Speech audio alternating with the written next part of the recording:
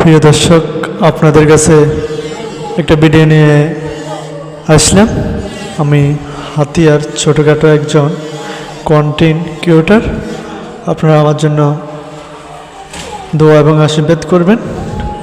আপনাদের কাছে আমার একটি দাবি, হাত জোর করে, যে আমাদের নোয়াখালী আজকে দীর্ঘদিন পর্যন্ত বিভাগ বাস্তবায়নের জন্য খুবই কঠোরভাবে আন্দোলন করে যাচ্ছে।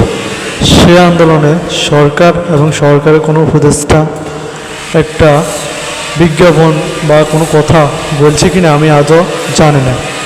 তো আপনাদের কাছে আমার একটা অনুরোধ, আমাদের নোয়াখালী বিভাগ বাস্তবায়নের জন্য আপনারা কঠোরভাবে আন্দোলন চালিয়ে যান। কেননা আমাদের নোয়াখালী